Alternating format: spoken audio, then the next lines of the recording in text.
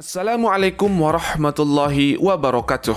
Sultan Muhammad Al-Fatih merupakan sultan yang berilmu, soleh, pemimpin negara, dan militer yang hebat. Bahkan mendapat bisyrah Nabi Muhammad SAW.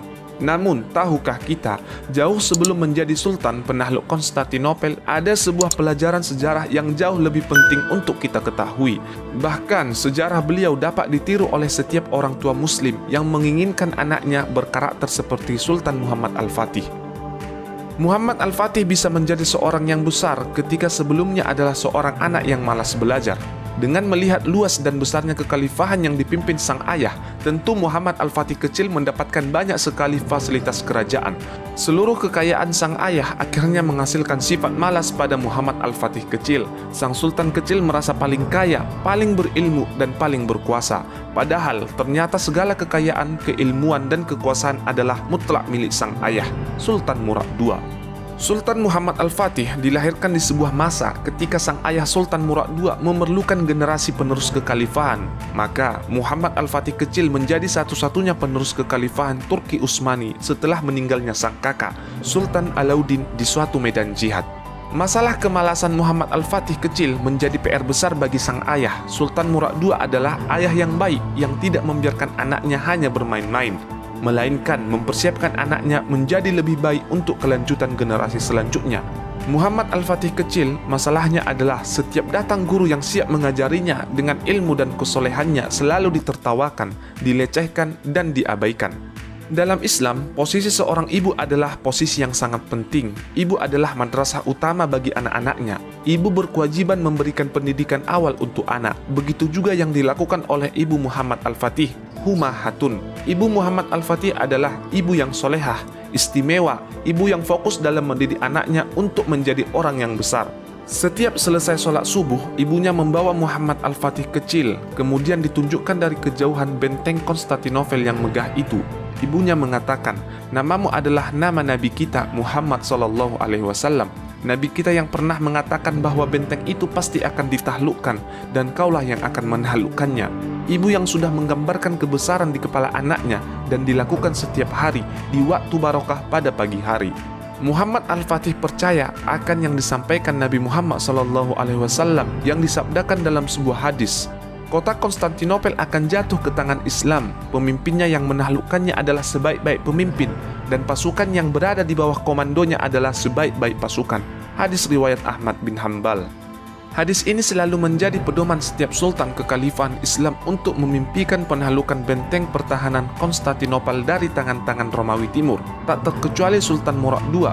Beliau sadar bahwa sang anak memerlukan guru yang mampu membentuk karakter dan meneruskan misi besar sang ayah dalam menaklukkan pusat kekuasaan Romawi Timur di Konstantinopel. Sultan Murad II tak kurang akal. Dia mencarikan guru yang paling cakap membentuk karakter. Akhirnya dia mendapatkan beberapa nama guru orang soleh, seorang ahli ilmu yang sangat luar biasa. Syekh Ahmad bin Ismail Al-Qurani adalah ulama yang berilmu lagi faqih serta masyhur dengan berbagai keutamaan. Dan Syekh Aqsyamsuddin adalah ulama yang nasabnya bersambung pada Abu Bakar As-Siddiq, dan seorang yang pengetahuannya tidak terbatas pada satu bidang, sebagaimana kebanyakan ulama pada masanya. Kemudian sang ayah Sultan Murad II mengatakan kepada guru anaknya tersebut, "Saya akan serahkan sepenuhnya pendidikan anak saya kepadamu," sambil sang ayah menyerahkan sebetan atau pukulan kepada sang guru.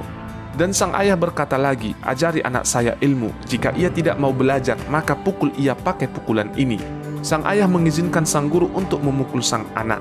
Guru spiritual Sultan Muhammad Al-Fatih kecil, Syekh Ahmad bin Ismail Al-Qurani, memiliki kesempatan yang sangat baik dalam mendidik sang calon penakluk. Pada awalnya, mendidik sang anak sultan yang sangat berkuasa, yang terbiasa hidup dengan fasilitas mewah, memang sangat berat bagi kebanyakan guru. Namun, sang guru ini memiliki kesabaran dan strategi yang ampuh yang berhasil membentuk jiwa sang sultan. Hari pertama guru melaksanakan mandat sang sultan, didatangilah Muhammad Al-Fatih kecil dengan membawa pukulan sesuai amanah sang ayah. Tapi seperti biasa, Muhammad Al-Fatih kembali menertawakan gurunya, tidak menghargai gurunya, diminta belajar tidak mau belajar. Maka yang berbicara adalah pukulan. Dipukul sang guru dengan pukulan pendidikan, dan terkejutlah Muhammad Al-Fatih kecil ketika dipukul, yang mana pukulan itu belum pernah dia rasakan dari guru-guru sebelumnya. Tapi ia tidak bisa melawan. Sang guru mendapatkan kewenangan penuh dari ayahnya untuk memukul jika bersalah. Tetapi justru inilah yang harus dipahami, dari pukulan ini membuat Muhammad Al-Fatih mau belajar untuk pertama kalinya.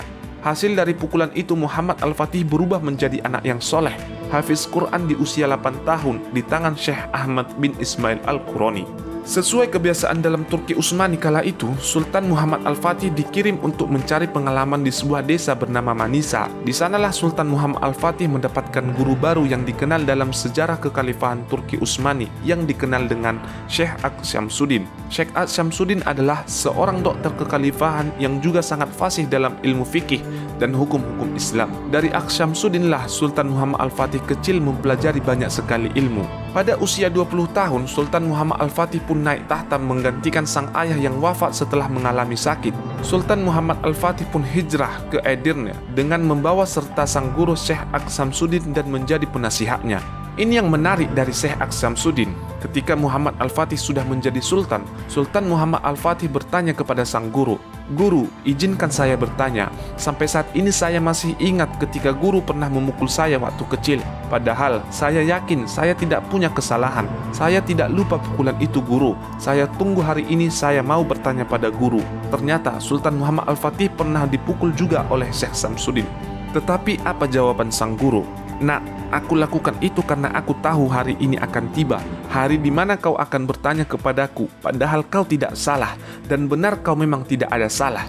Kau tahu, nak, kalau kau tidak pernah lupa dengan pukulan itu karena kau tidak bersalah. Aku lakukan semua itu karena aku tahu kau akan menjadi sultan. Begitu juga dengan orang-orang jika kau zolimi, mereka tidak akan tidur dengan kezoliman yang kau lakukan. Oleh karena itu, jangan pernah kau zolimi siapapun." Guru yang cerdas.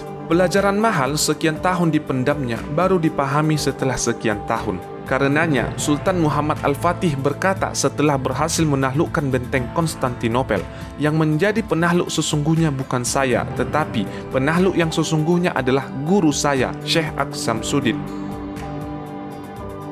Berkat pendidikan karakter dan pendidikan Islami dari kedua gurunya, Syekh Ahmad bin Ismail Al-Qurani dan Syekh Aksyamsuddin, akhirnya anak itulah yang bergelar Sultan Muhammad Al-Fatih atau Sang Penakluk.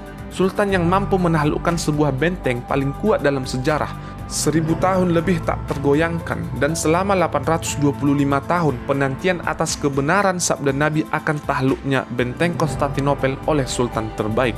Sejarah pendidikan Sultan Muhammad Al-Fatih kecil memberikan kita contoh dalam pembentukan karakter anak-anak kita sebagai generasi Islam yang kokoh di masa depan. Sahabat Firdaus, itulah sedikit pembahasan dari kisah Sultan Muhammad Al-Fatih. Semoga cerita ini bisa kita ambil pelajaran. Wallahu a'lam bishawab. Mohon doa dan dukungannya terhadap saluran kami jika baik dan bermanfaat. Jazakumullah khair. Wassalamualaikum warahmatullahi wabarakatuh.